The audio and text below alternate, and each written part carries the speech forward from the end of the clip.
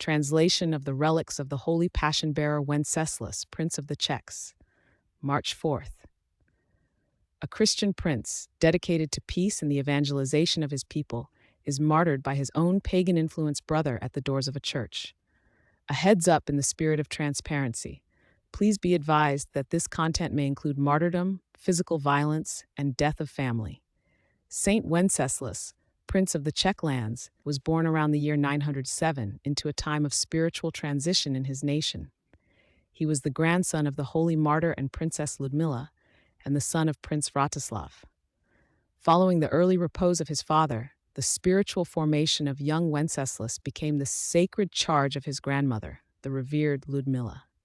She devoted herself to his upbringing, instructing him diligently in the tenets of the Orthodox Christian faith and cultivating within him a profound spirit of piety and devotion to God.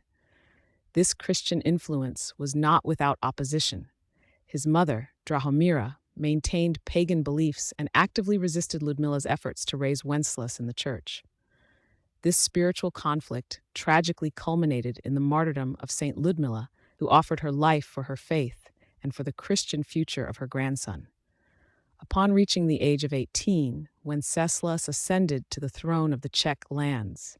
He immediately demonstrated a steadfast commitment to Christian virtue in his governance. He ruled with justice and wisdom, seeking to transform his state into one founded upon the principles of the gospel. His reign was characterized by a deep desire for peace and a fervent concern for the spiritual welfare of his people. He understood his princely office not merely as a position of temporal power, but as a sacred trust for the advancement of God's kingdom. Wenceslas dedicated himself to strengthening the presence of Christianity throughout his domain. He actively invited Orthodox priests to serve the people, ensuring the availability of spiritual guidance and the celebration of the divine mysteries. He tirelessly supported the construction of churches, understanding them as centers of prayer and spiritual life. Among his most notable endeavors was the initiation of a grand church dedicated to St. Vitus in Prague, a tangible testament to his zeal for God's glory and his vision for a Christian nation. Personally, Wenceslas was a man of profound prayer. He attended church services daily, and his private life reflected a deep commitment to ascetic practice and acts of charity.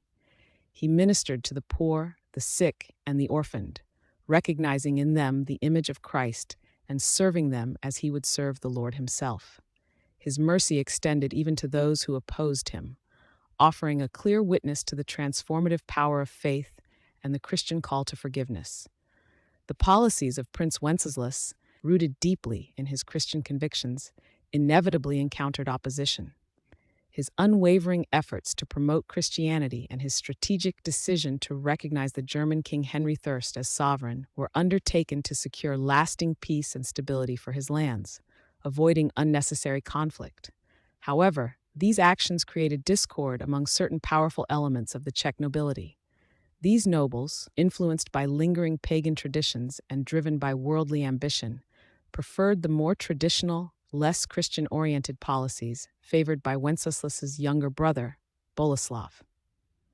They saw Wenceslas's Christian rule as a weakening of their traditional power and an alignment with foreign influence. Boleslav, susceptible to the counsel of these conspirators, harbored growing ill will towards his brother. A treacherous plot was devised to remove Wenceslas from power. Boleslav extended an invitation to Wenceslas for a banquet, ostensibly to celebrate the feast of Saints Cosmas and Damian. Wenceslas, ever trusting and seeking reconciliation, accepted the invitation.